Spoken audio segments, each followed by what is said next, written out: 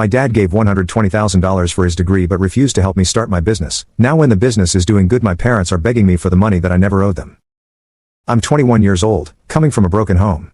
Unfortunately, my parents divorced when I was in middle school because my dad had an affair with his secretary. Of course, I found out about that much later when I was a little bit older. But the problems in my parents' marriage had always been there, and even as a child, I had picked up on the tension that always seemed to be there. They were together, but I could tell that they were not really in love, and there was definitely something off.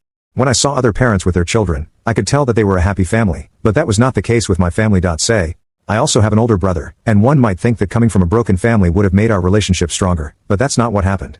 No, unfortunately, my brother is a jerk, and for some reason, he always seemed to have it in for me right from when we were kids. He tried to put me down all the time and would bully me relentlessly, and that led to our parents taking sides as well. My mom was mostly on my side, while my dad always supported my brother, Eric. My brother, 25, was not a good guy at all and was literally the worst person to grow up with. He was the meanest kid ever and would never let go of any opportunity to take on me with his friends. I was a lot smaller than him, even physically, so I could never do anything except run to my mother, and that made me look even worse because it earned me the label of a mama's boy. My mother would always reprimand him, but it didn't help because my dad would always take his side and tell my mother that I needed to learn how to play rough because that's how I would become a guy. But I didn't want to learn how to be a guy, I just wanted to live in peace. And for some reason, my dad and my brother just seemed to hate the idea of me having a peaceful life. They would constantly try to bother me one way or another.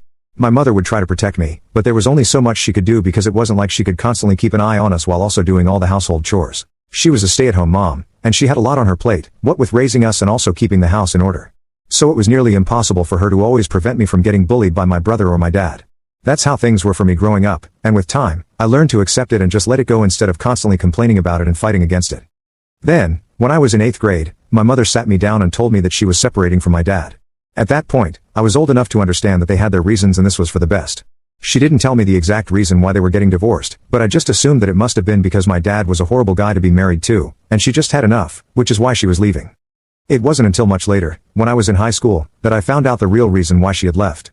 Apparently, my mother had found text messages on my dad's phone between him and his secretary, and that was the last straw for her because she had been putting up with enough already, but she couldn't accept infidelity.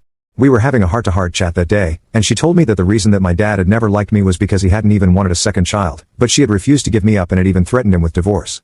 He was just setting up his business at the time, and they were short on money. They were already having a hard time paying all the bills, and having one child was also expensive for them at the time. Another child would be difficult to handle, but my mother put her foot down and said that she was not going to give me up and would definitely go through with the pregnancy. They did have a babysitter at the time because even though my mother was working before I was born, my mother suggested that she would continue to work and would just borrow money from her dad, my grandpa, until my dad's business took off, and then they would return everything. But my dad was not on board with the idea of taking money from his father-in-law, so he told my mother that the only way he would agree to a second child was if she quit her job and stayed at home. He expected my mother to disagree with it and delete the pregnancy, but my mother didn't do so, and that's how things started falling apart between them. My mother acknowledged that both of them could have dealt with the problem better, but the way that my father had started resenting me and harming me after I was born made her feel terrible, and that's why she never tried to reconcile with him. She told me that the fact that I had such a terrible childhood was partly her fault and apologized to me for it because she felt like she should have left sooner but didn't because she believed that it would have a negative impact on us. Unfortunately, the decision to stay in that marriage is what made things much worse, and ultimately she had to leave. But after getting hurt in the worst way possible, and part of her still loves my dad even after I was born and he had started to treat me really badly, she had held out hope that maybe he would change, but that never happened, and she was just disappointed time again. So the distance between them just kept growing, and he ended up cheating. I love my mother, I really do, but I honestly think that she could have been honest with me about a lot of things way earlier than she chose to because she only told me about all of these things when I was in my final year of high school. But they got divorced when I was in middle school, and unfortunately, I had to spend every weekend with my dad.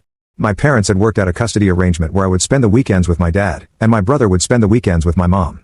It worked because I hated spending time with my dad, and I hated my brother even more.